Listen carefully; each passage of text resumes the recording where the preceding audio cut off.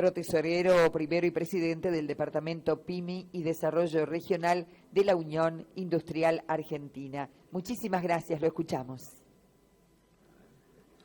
Buenos días a todos. Bueno, en principio quería contarles en el Departamento PYME, ya que es distinto al funcionamiento de los otros departamentos que son más específicos y se dedican a materias. Nosotros en realidad lo que hacemos es poner la huella en la calle, recibir, digamos, el pulso de los problemas que van teniendo las pymes justamente en las distintas regiones y en los distintos sectores. Por eso que quiero agradecer porque a todos los miembros del departamento, a las regionales que se conectaban mensualmente para traernos justamente su problemática, también a los otros departamentos, porque nosotros dependemos justamente de la articulación, traemos los problemas y las elevamos a los otros departamentos para que nos traigan las soluciones o distintas propuestas técnicas para después elevarlas. Así que justamente creo que el buen funcionamiento está dado de todos los factores y todos los actores del departamento, también Tomás Canosa, Gabriel Vieni, Mónica, que fueron fundamentales, y también las autoridades con Miguel Ángel Rodríguez y Diego Leal, que creo que formamos un equipo en el que trabajábamos y creo que estamos comprometidos con la realidad PYME. Bueno, creo que todos fueron contando el desarrollo que fue teniendo la economía estos últimos tiempos y bueno, la PYME siempre es la más afectada. Nosotros representamos el 98% de las empresas en la Argentina y el 45% del trabajo. Pero bueno, tuvimos 4 trimestres de caída y de 14 trimestres casi 10 en caída, así que está claro que hemos tenido momentos muy difíciles. En función del trabajo que hablaba al principio, creo que muchas de las propuestas que fueron paliativos a nivel nacional nacieron justamente de ese trabajo articulado, los 35 puntos, y bueno, cada elemento que se planteaba en el departamento lo elevábamos al gobierno con los distintos organismos. Así que tuvimos infinidad de reuniones. Por ahí los resultados no son lo que hubiéramos querido, pero creo que se trabajó por lo menos para reducir el impacto que tuvo el sector PYME industrial. Así que, bueno, paso a la presentación. Básicamente la presentación está pensado en el corto plazo y en el mediano plazo, porque entendemos de que hoy tenemos un problema para los próximos 3 o 4 meses, que hay que ponerle foco a este tipo de situaciones, porque si no se va a complejizar mucho más para nuestro sector. A ver. El rojito. Ahí está.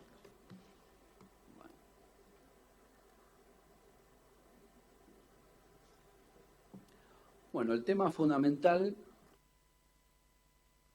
para las pymes este año es justamente el capital de trabajo. Por eso lo que estamos pidiendo es que se vuelva a implantar justamente la bonificación de tasas, que en algún momento funcionaba el 29%, que prácticamente se ha desnaturalizado en todos los bancos y es muy importante que se vuelva a restablecer.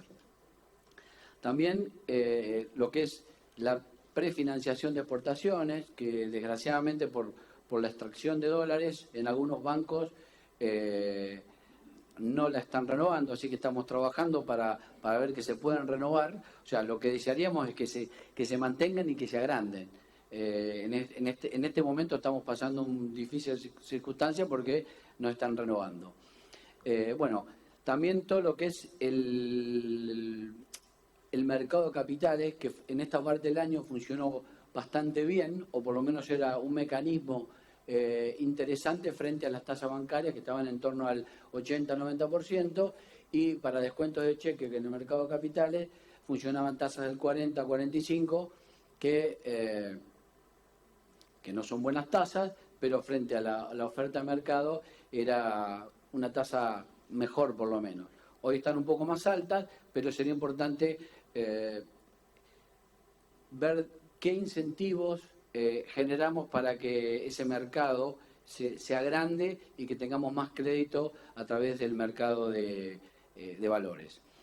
Bueno, todo lo que es la factura de crédito también, que hoy estamos viviendo una dificultad de implementación, que bueno, seguramente vamos a tener en breve una reunión con las autoridades de AFIP para justamente con la Cámara de Software encontrar caminos para solucionar, porque hay dificultades de implementación, y también después buscar también que se fondee, ¿no? Porque podemos tener que funcione bien, digamos, la factura de crédito, pero después tendría que tener fondos para que se pueda descontar. Bueno, el impulso a la demanda, que es fundamental, el ahora 12, que siga, porque entendemos que el mercado es importante que no se caiga, como se había caído el año pasado y comienzo de este año. Bueno, después de la evaluación también siguió cayendo, pero es importante que no se siga cayendo.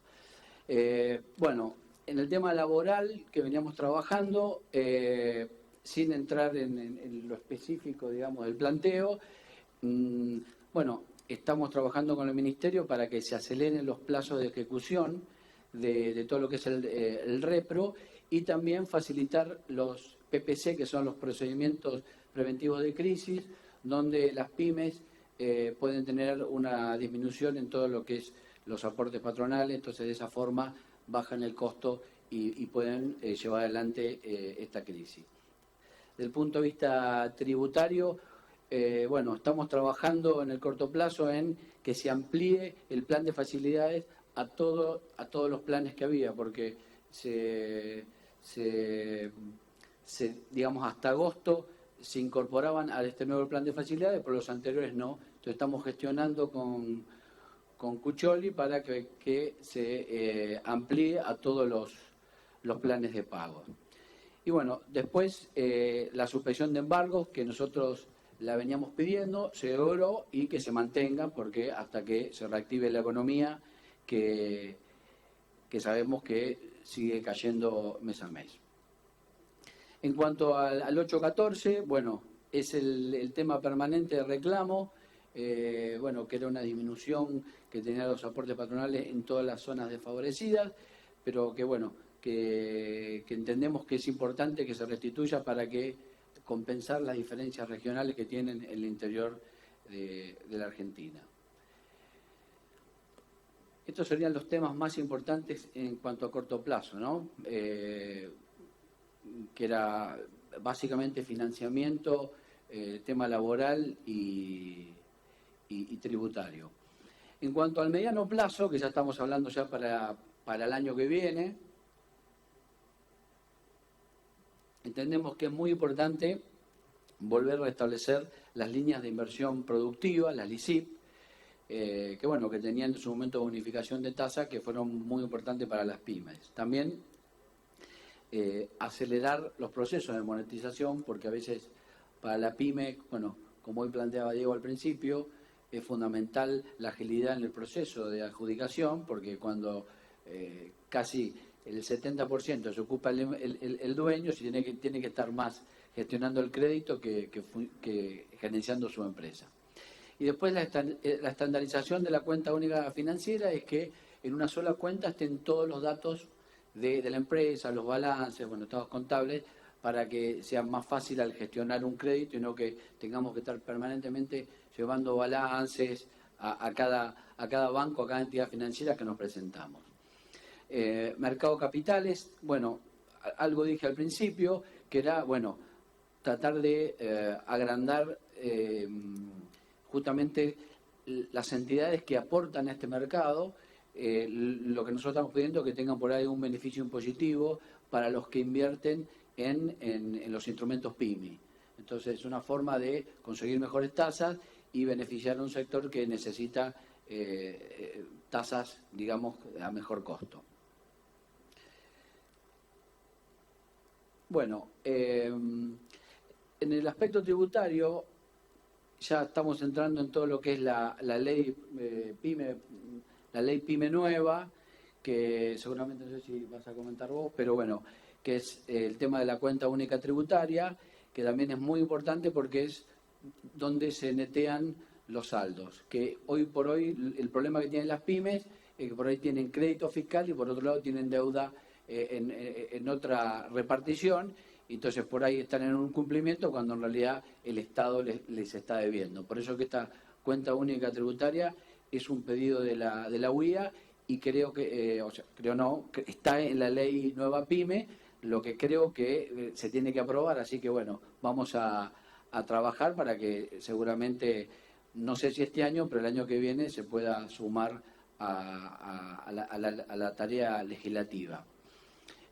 También en esta ley está la reducción de alícuotas de ganancia, que nosotros estamos convencidos de que el sistema PYME tiene que tener diferencias a nivel impositivo, que bajaría del 35 al 22 con una escala dependiendo la magnitud de la compañía.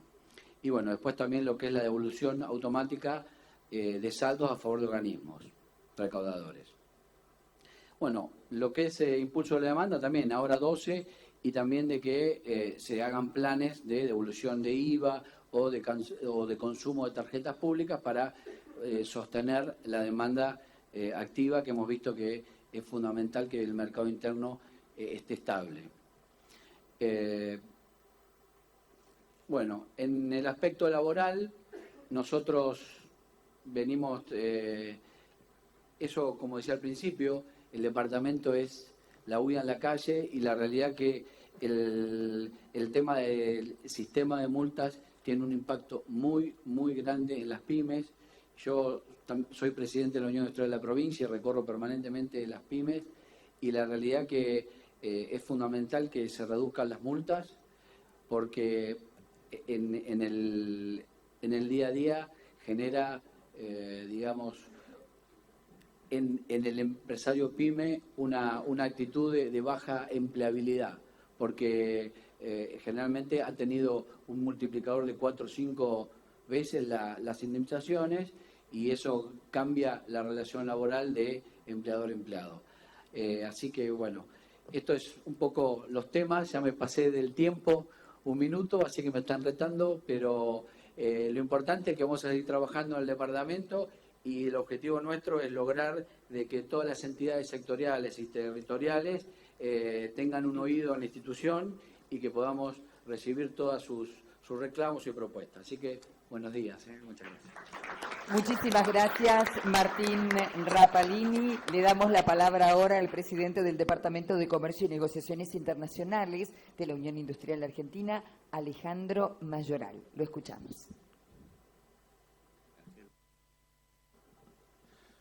Bueno, muchas gracias. No me voy a acordar de todos los nombres como Martín recién, que conocías y nombrabas a toda la gente que ha trabajado contigo en colaboración, porque lo que nos pasa a todos los presidentes de departamento y a todas las autoridades de la UIA es que somos una especie de emergente del trabajo que hacen mucha cantidad de personas. En el Departamento de Comercio nos reunimos cada 15 días y colaboran desinteresadamente mucha gente, y cuando uno termina expresando cosas, las expresa a través del trabajo que han realizado una cantidad de personas que hoy no nos parecen y que cuesta mencionar a todas. De hecho, María Sol Pascualini y Adrián Macuc, que son los que más nos han colaborado en estas presentaciones, y por otro lado también obviamente Diego, todos los que nos apoyan, Gabriel, Pablo, que nos apoyan en nuestros trabajos. Muchas de las cosas que vamos a decir ahora suenan redundantes, y si suenan redundantes, si corre como un gato y se parece a un gato es porque es un gato, vamos a decir cosas que suenan redundantes porque son redundantes. ¿En qué sentido? La exportación, como fue mencionado, es un hecho sistémico, es decir, no es que a alguien se le ocurre exportar y exporta. Obviamente se te tiene que ocurrir exportar, pero las posibilidades de exportar y las condiciones objetivas, tanto de la empresa como del entorno y de la macroeconomía, son las mismas para exportar que para competir con importaciones. O sea, Si uno quiere competir con importaciones, tiene que conseguir las mismas condiciones en la empresa y en el marco macroeconómico y social como si fuera a exportar. Es decir, tiene que ser productivo hacia adentro y tiene que tener un marco macroeconómico estable que lo abrigue.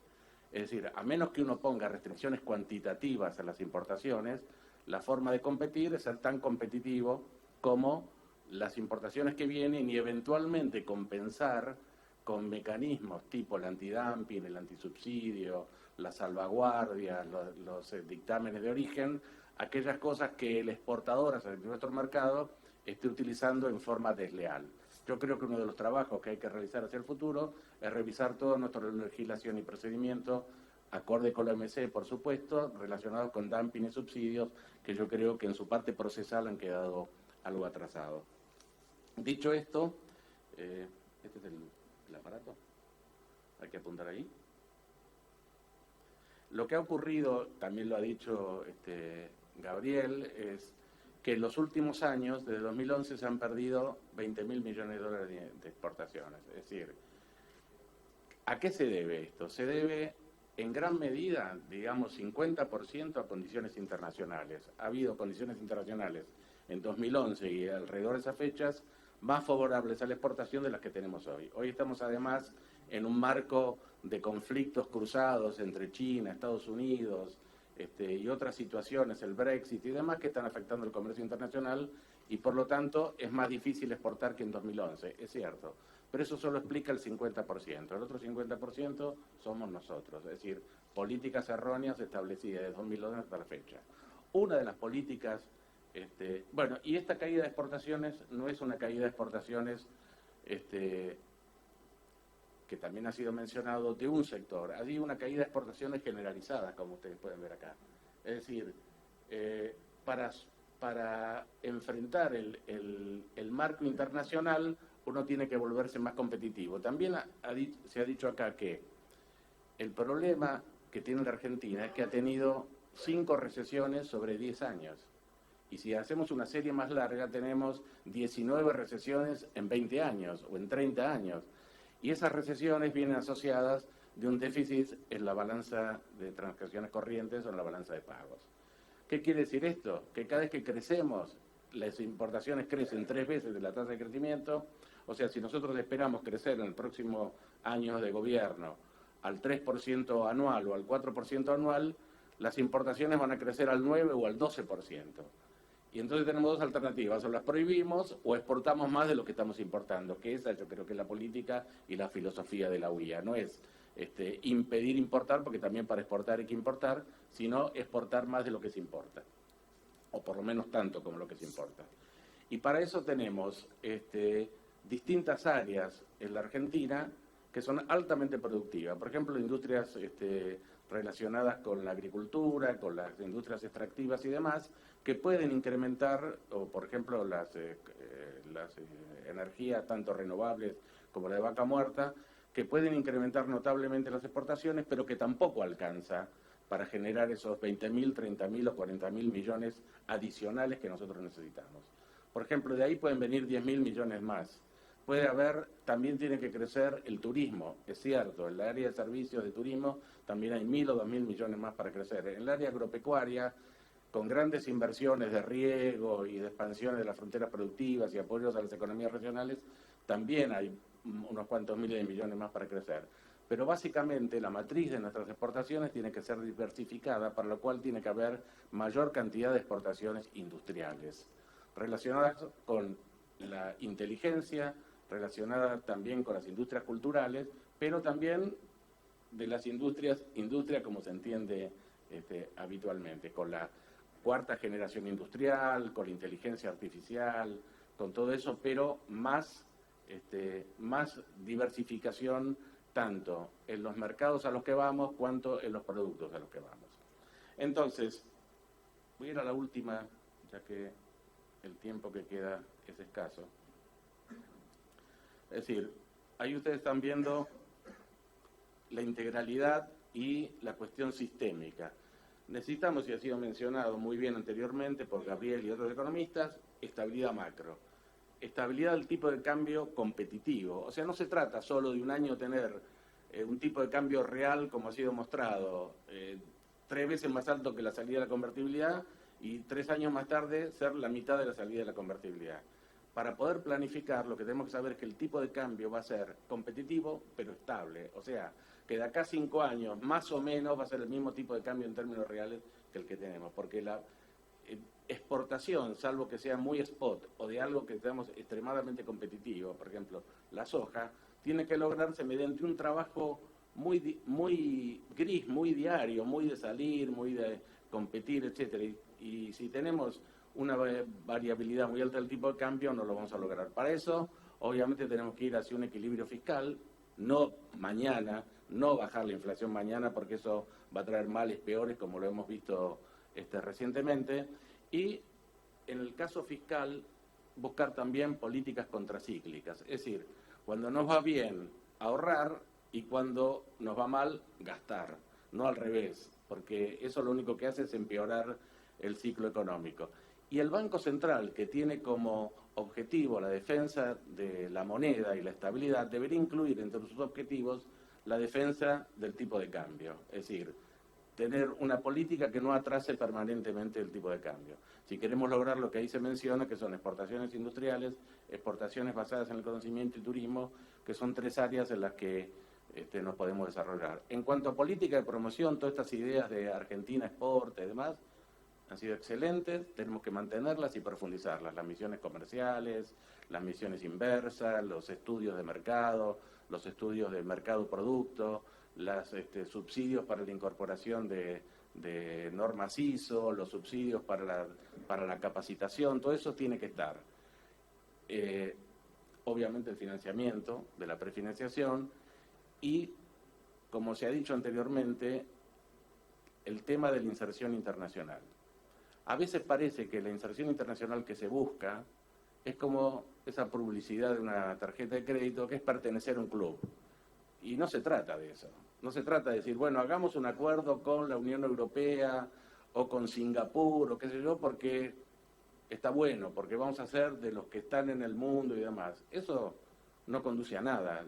Es decir, por ejemplo, un acuerdo con algunos países no va a conducir a aumentar nuestras exportaciones, y lo que puede conducir, sobre todo si lo hacemos como Mercosur, es aumentar el desvío de comercio que podríamos tener sobre Brasil a terceros oferentes.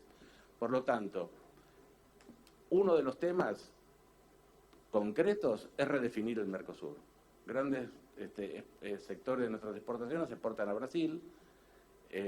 Es obvio que nosotros tenemos que basar nuestras exportaciones también en el consumo interno, y es obvio que tenemos que desarrollar más los mercados regionales para luego también competir en otros mercados. Ahora, el Mercosur debe ser redefinido desde las bases. Hoy día hemos escuchado particularmente que en Brasil están con teorías de la reducción de los aranceles a la mitad. Bueno, eso no sé sobre qué lógica se basa, pero lo que podemos lograr si bajamos los aranceles a la mitad es que desviemos comercio, y en lugar de crecer el comercio intra, que es lo que permite aumentar las plataformas de exportación al tercer mercado, lo que vamos a conseguir es más desvío de comercio y por lo tanto más competencia en mercados que hoy representan gran parte de nuestros mercados internacionales. En conclusión, toda la política micro de promoción está bien y hay que intensificarla. Las misiones, la feria, las exposiciones, las misiones inversas, los subsidios a la incorporación de tecnología. Tenemos que dedicarnos a, digamos, elaborar las cuestiones relacionadas con la educación. Es decir, por ejemplo, todas las industrias de tipo culturales y todas las industrias relacionadas con el entretenimiento y todas las industrias relacionadas con el conocimiento requieren de una demanda altísima de recursos humanos que hoy no los tenemos y que tenemos que conseguirlos. Me pareció muy interesante lo de Donato con las escuelas, es decir, hay que generar más conocimiento y hay que relacionar ese conocimiento con las empresas. Y en términos, por último, y los dejo, el tema Mercosur, no me canso de insistir esto. Si queremos una zona de libre comercio, tengamos una zona de libre comercio, si eso es lo que dicen que es adecuado. Si queremos negociar con terceros mercados, negociemos terceros mercados. pero no tengamos la ficción de que tenemos una unión aduanera perfecta cuando en realidad no la tenemos, y si negociamos como unión aduanera con otra unión aduanera, siendo que nosotros somos imperfectos y ellos son perfectos, lo único que vamos a lograr son mayores perjuicios sobre nuestra economía. Bueno, muchas gracias. Muchísimas gracias, Alejandro Mayoral. Y convocamos ahora a tomar la palabra al señor presidente del Departamento de Política Tributaria de la Unión Industrial Argentina, Carlos Aveledo. Lo escuchamos atentamente. Muchas gracias. Bueno, muchas gracias. Buenos días. Agradecemos a las autoridades de la Unión Industrial Argentina que nos han convocado en este espacio, en este preconferencia industrial, a que el Departamento de Política Tributaria exponga un resumen de sus ideas. ¿Por qué digo un resumen? En estos 10 minutos que tenemos asignado para hablar, el tener que explicar todo lo que hemos estudiado y analizado en todos estos últimos años y en profundidad desde febrero de este año, demandarían casi un seminario completo, algo que no descartamos hacia futuro, pero por eso ahora lo que vamos a hacer, y de hecho todas nuestras propuestas están volcadas en la agenda y en el plan productivo, para darles una idea. Hemos recabado 41 puntos de cuestiones que hay que analizar, lo hemos resumido después en 13, pero esto demuestra un poco la profundidad del análisis. Una cuestión de previo y especial pronunciamiento. Nosotros hablamos de reforma impositiva, pero la terminología a utilizar más precisa debiera ser ajustes a la estructura tributaria argentina para transformarla en más racional y para cumplir los objetivos de incentivo de inversión, de incremento de exportaciones, de creación de empleo, de reducción de costos y de transformar en más competitiva al sector industrial. Esa es realmente la verdadera terminología del trabajo que estamos encarando. Fundamentalmente a veces deja un sabor amargo cuando uno ve en algún titular que dice un clásico, la Unión Industrial pide rebaja de impuestos. Y no es así. Lo que estamos pidiendo es racionalización del esquema tributario argentino, no es rebaja de impuestos. Y allí creo que lo que tenemos que ver es, tenemos una historia en todo esto, y es una historia que cada vez que hay un proceso eleccionario que se renuevan autoridades del Poder Ejecutivo, encaramos un estudio profundo de cuáles son las cuestiones tributarias que debieran ser analizadas. Y no fue la excepción Nosotros en el proceso eleccionario del año 2015 hicimos una presentación en las distintas conferencias industriales de los meses de noviembre de 2016 y fundamentalmente en la del 2017, que en el bloque asignado al Departamento de Política Tributaria tuvimos como invitados al entonces ministro de Hacienda, al presidente de la Comisión de Presupuesto y Hacienda de la Cámara de Diputados, al entonces administrador federal de Ingresos Públicos, y nosotros manifestábamos que eso que después a los pocos días se transformó en la Ley 27430 de reforma impositiva, en líneas generales nosotros estábamos de acuerdo, más allá de que puntualizábamos algunas cuestiones que se estaban abandonando y que debían ser revisadas y que ya tuvieron lugar en varios de los paneles, en fundamentalmente, que es el abandono del pago a cuenta del decreto 814, era un eje que nosotros poníamos que debía ser revisado. ¿Qué es lo que pasó con esa reforma impositiva que nosotros habíamos recibido con algarabía porque tocaba algunos de los puntos que tenían que ser revisados? Que entró en un compás de espera y la crisis del año 2018 hizo entrarla en un freezer y empezó todo aquello que iba a atender a un proceso de incentivo a la inversión, quedó a la espera, en un impasse, y ahora que la crisis se profundiza, se está analizando cuál es el remedio impositivo para salir de la crisis. Y tenemos que hacer un poco de memoria, porque en las crisis anteriores siempre se intentó salir con el aumento de carga tributaria. Y creo que tenemos que analizar qué es lo que pasó cada vez que se intentó incrementar la carga tributaria como respuesta a una crisis. Lo único que hizo fue profundizarla. Entonces, nosotros empezamos a ver de qué manera, desde el Departamento de Política Tributaria, podíamos cumplir todos y cada uno de los objetivos. No voy a hacer la excepción que esto no le responda. En algún momento va a dar vuelta esto. Acá estamos. Y ustedes ven el cuadrito de lo que es la carga tributaria, cómo en algún momento intentó empezar a bajar, y si ponemos el del año 2019 seguramente va a volver a subir. Entonces, por eso es una especie de llamado a la reflexión de aquellos que tengan que ver con la sanción de normativa, con los que diseñen la estructura impositiva y después los que la traten en el Congreso, para recordar que cada vez que a una crisis se la enfrentó con incremento de carga tributaria, el resultado que se consiguió es profundizar la crisis que se intentó amortiguar. Entonces decíamos que nosotros tenemos los ejes fundamentales son en una simplificación.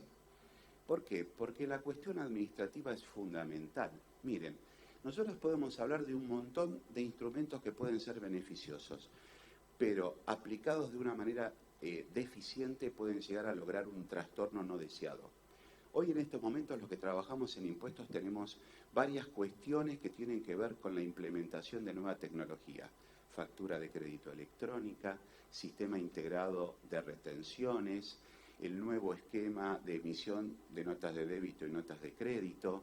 Tenemos una serie de cuestiones que, si no son llevadas en su justa medida, lejos de provocar una disminución de la carga fiscal, terminan siendo un incremento. Todo lo que tiene que ver con el fomento a la inversión, hay un viejo caballito de batalla que tenemos en el departamento, que tiene casi 15 años, que es el de provocar una normativa que tienda a permitir la deducción del interés sobre capital propio destinado a un proceso de inversión. Vamos a seguir insistiendo en esa idea y en otras ideas que tiendan a mejorar el esquema tributario de los impuestos nacionales. Porque acá hay que tocar los tres niveles de tributación, el nacional, el provincial y el municipal. El nacional fundamentalmente, creo, más allá de todos los problemas, tenemos dos cuestiones. Una que tiene que ver con impuesto a las ganancias y con el ajuste por inflación impositivo. ¿Alguien puede decir que la reforma de la 27430 hizo renacer el ajuste por inflación impositivo? En la teoría sí. Les cuento, en este año, desde el 31 de diciembre de 2018 hasta el 31 de agosto de 2019 han pasado 9 cierres de ejercicios. Solamente 3 de ellos pueden aplicar ajuste por inflación. Porque por una reforma de noviembre del año pasado se tiene que cumplir una pauta de 55% de aumento del índice de precios al consumidor para que aplique. ¿Dónde está la justicia tributaria si alguien que cierra ejercicio en junio hace ajuste por inflación y el que cierra en julio no? Si el problema es inflacionario, no se resume en que uno cumpla o no con el peso como si fuese un boxeador para dar el peso y poder subir al cuadrilátero y defender un título del mundo. Entonces, hay que analizar también y hay que volver atrás si es necesario con esa norma que hizo que algunos lo apliquen, otros no lo apliquen.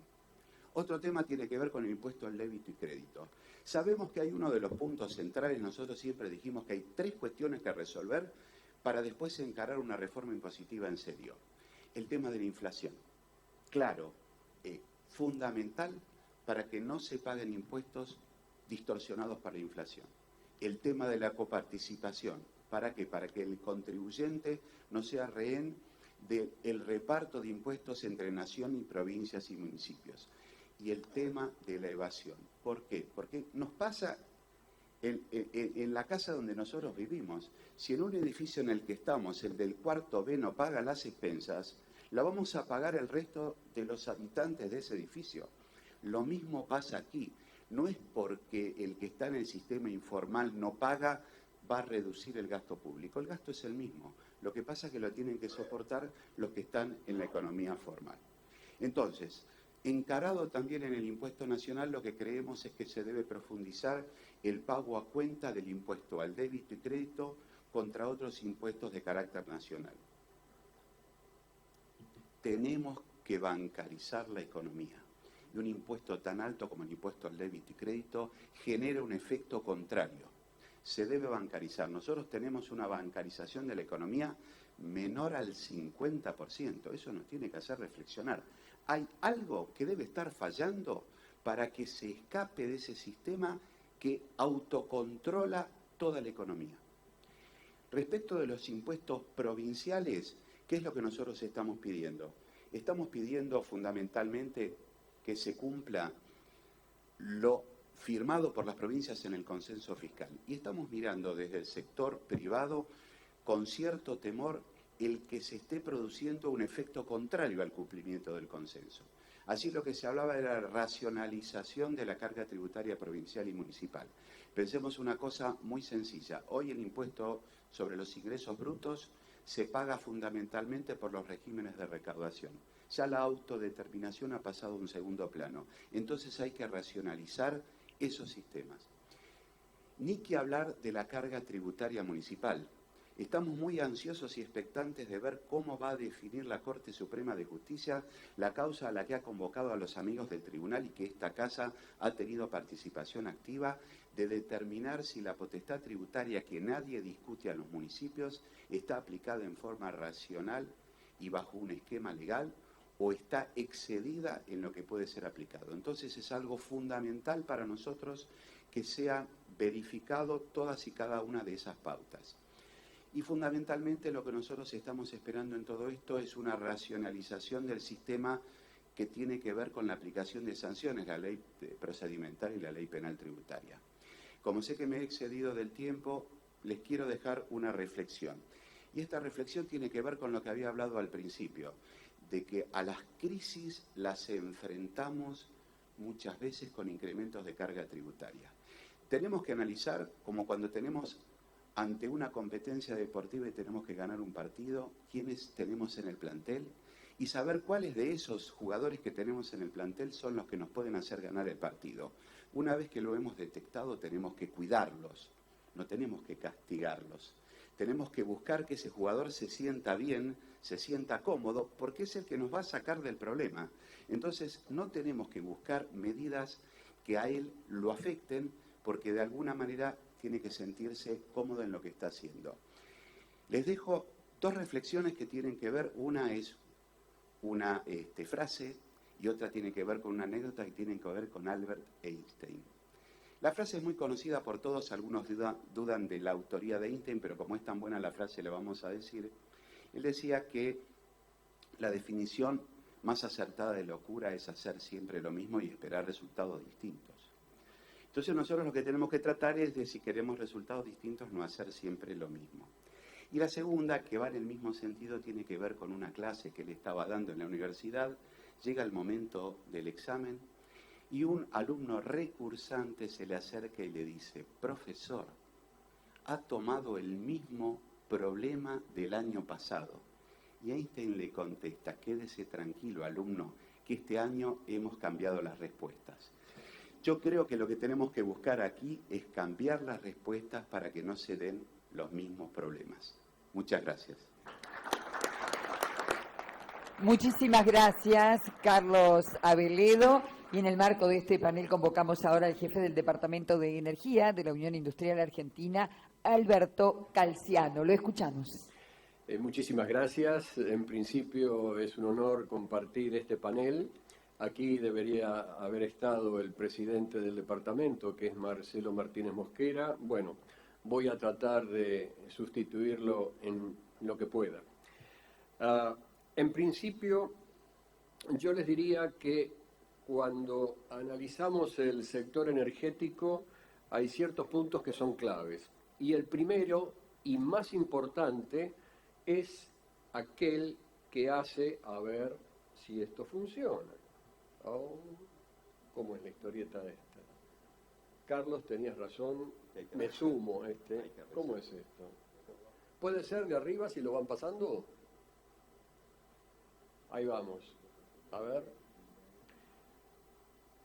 Bueno, me han censurado. Bueno, mientras el técnico va buscando la primera diapositiva y para tratar de cumplir con el tiempo, decía que el primer punto es la definición de una política energética que elimine el péndulo crónico del sector mediante un plan integral con visión de futuro, sustentado en un acuerdo político de largo plazo y que reduzca la incertidumbre a la inversión. Esto es clave. Yo le diría que todo lo demás que voy a decir es secundario si no tenemos armado, ¿no es cierto?, una política energética consolidada de largo plazo.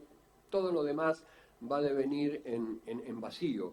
Y esto del péndulo, que tanto le gusta a José Ignacio de Mendiguren, que hubo una conferencia industrial que se presentaba con el péndulo crónico, yo les quiero agregar que tiene un problema ese péndulo. Ese péndulo tiene un brazo que se va alargando. Quiere decir que cada vez que llegamos al punto de equilibrio, estamos peor. Esto es muy importante, no estamos lo mismo, vamos bajando. Continuando, debemos asegurar el suministro energético en cantidad, calidad, seguridad de abastecimiento y a precios razonables a toda la sociedad en general y a la industria en particular. No hay una sociedad del siglo XXI sin acceso a la energía en estas condiciones. Tenemos que desarrollar en la Argentina los diversos y variados recursos energéticos que disponemos, en base a sus reales costos de producción, fomentando aquellos que resulten más económicos para el usuario final y a la vez contribuyan a ser más amigables con el medio ambiente.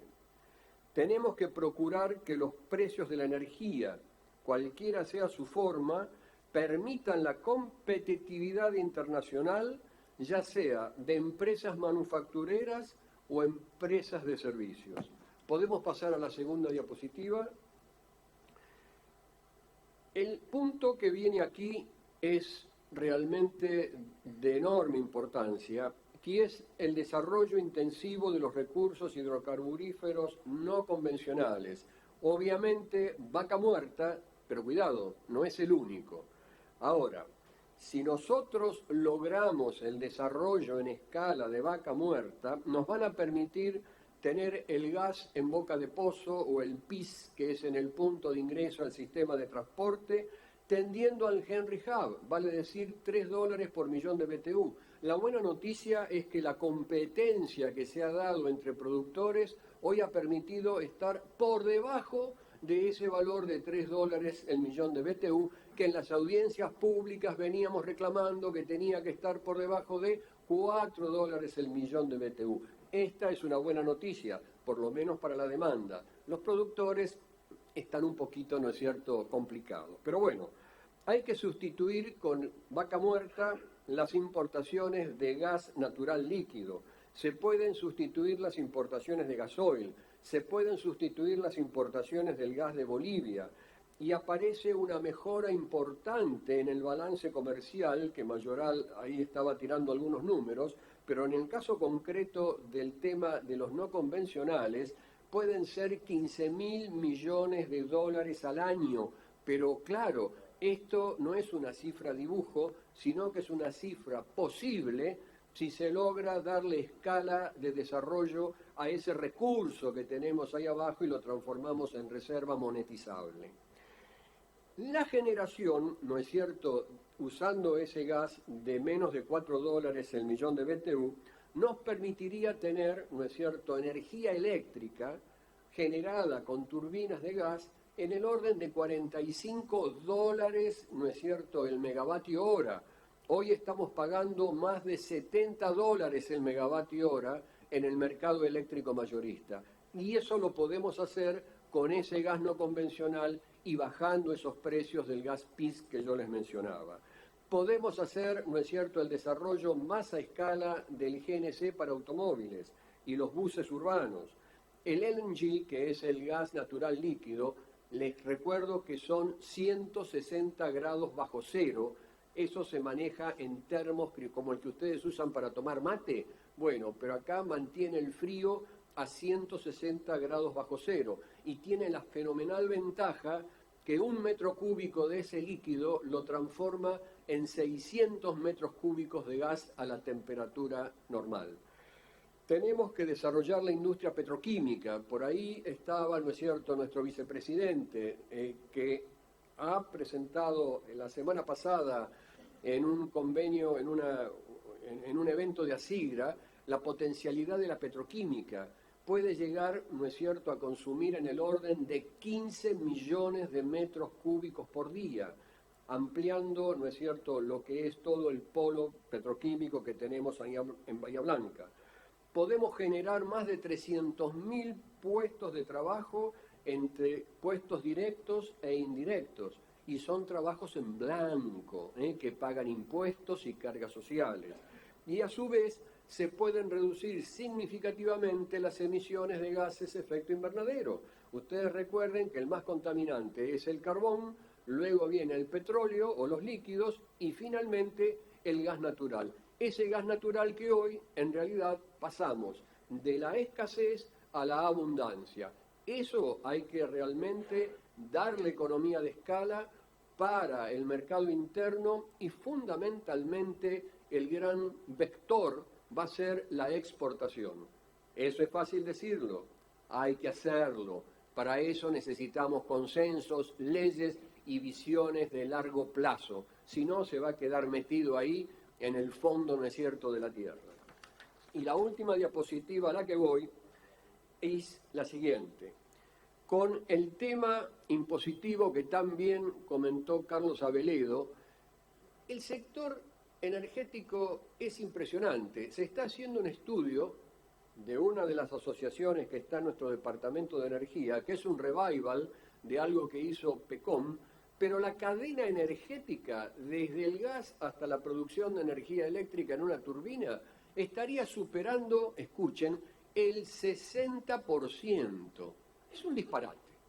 Vamos a probarlo y con eso iremos a presentar nuestras mociones. Continúo. Y esto es importante, esto es el corto plazo. A pesar de los esfuerzos realizados por la sociedad, la convergencia entre costos y tarifas hoy parece difícil de alcanzar. Lo veníamos haciendo. Las dos devaluaciones, la del año pasado y la actual, produjo un desfasaje. Hoy estaremos recogiendo alrededor del 40-45% con la tarifa de lo que es el costo de la energía eléctrica en particular.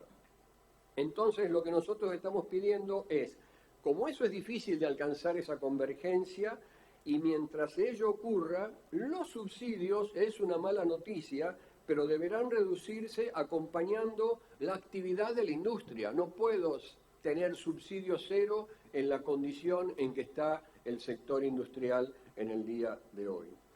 Tenemos que considerar como algo muy importante al uso racional y eficiente de la energía. Es un recurso, es la forma de incrementar la oferta desde la demanda. Todo lo que yo puedo hacer para justamente ser más eficiente en el uso de la energía que necesito, ¿no es cierto? Otro, la diversificación de las fuentes. La diversificación de las fuentes de energía en el mundo tiende hacia una matriz con menos carbono. Esto es real. Todo el mundo está tendiendo a esa figura. Y acá viene donde nos toca a nosotros. Nuestro marco legal establece que en el año 2025, dentro de poquito, el 20% de la energía eléctrica debería de ser provisto por fuentes de energía renovable, fotovoltaica, microhidro, solar, etcétera, etcétera, etcétera. ¿No es cierto? Y su cumplimiento mejorará la diversidad de nuestra matriz eléctrica con menos emisiones de dióxido de carbono. Y con esto voy a terminar. En el año 2040, para alcanzar la reducción de emisiones comprometidas en la COP21, esto es Argentina, y las sucesivas, es importante continuar con la diversificación de las fuentes de energía. Sí, pero nosotros desde el departamento decimos, hay que asumir la transición gasífera. Yo quiero llegar a una matriz con menos carbono, pero esa transición entre el hoy y ese objetivo futuro lo tengo que hacer con un recurso abundante que tengo ahí abajo, que es el gas natural. ¿Y por qué decimos eso? Por ser el gas natural el recurso primario predominante en nuestro país. Y finalmente, para cerrarlo, tomo una frase que en este mismo ambiente decía el ingeniero Sureda respecto del desarrollo del sector energético, y la planteaba en afirmativo: tenemos un gran futuro, y a continuación la planteaba con un signo de interrogación y decía: ¿tenemos un gran futuro? La respuesta depende de nosotros. Nada más y muchas gracias.